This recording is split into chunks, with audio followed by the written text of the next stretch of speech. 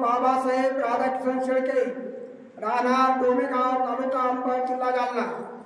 मला माझ्या तळपायापासून तर डोक्यापर्यंत मुंग्या येत होत्या, खूप चक्र येत होत्या. हा त्रास झाल्यामुळे मला सर्वप्रथम पाचोड हॉस्पिटलला ॲडमिट केले. त्या ठिकाणी फरक नाही पडला. त्यांनी मला संभाजीनगरला गजानन हॉस्पिटलला पाठवले.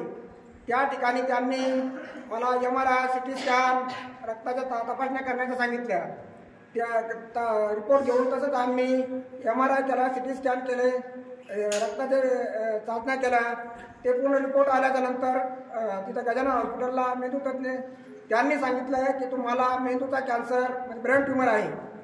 तर याच्यावर पर्याय फक्त तुम्हाला ऑपरेशन करावं लागेल. 10-15 दिवसात तुम्हाला मेडिसिन लिहून देतो, त्यानंतर ऑपरेशन करण्यासाठी या.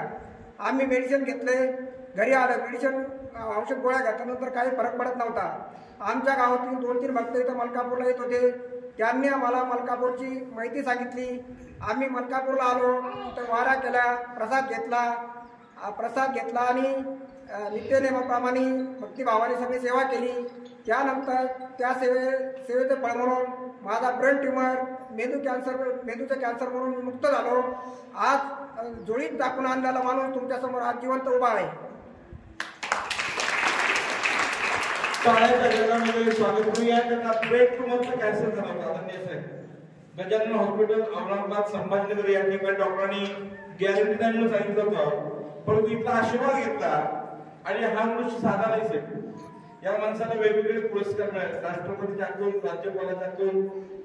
कुठले पुरस्कार मिळाले? 2010 ला राष्ट्रपती यांच्या हस्ते निर्मल ग्राम पुरस्कार मिळाला.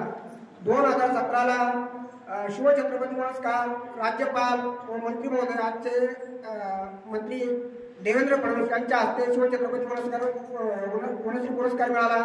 तसेच अनेक सेवा विष्णूचे पुरस्कार मिळालेले आहेत. आणि आमच्या माझी पत्नी सविता शेळके यांना सुद्धा आता 8 मार्चला एक पुरस्कार जाहीर झालेला आहे.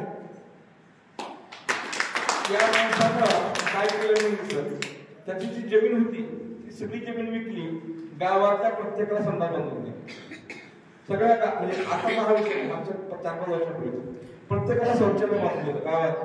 ग्रामपंचायतला शिपाई म्हणून काम करतात ते, आणि ग्रामपंचायतला शिपाई म्हणून काम करत असताना त्या संडासवरती पाणी मारायचं सुद्धा कामेच केलं. शौचालय प्रत्येक स्वतःच्या खर्चातून बांधून दिले. असा महाराष्ट्रात माणूसच सापडणार नाही. स्वतःची जमीन विकून तुकाराम महाराज कलियुगातले जमीन विकून प्रत्येकाला संडास बांधून दिले आणि त्या संडासवर पाणी मारायला सुद्धा हे स्वतः इतकं छान काम आहे त्यांचं. टाळ्याच्या गजरात त्यांचंही स्वागत करूया.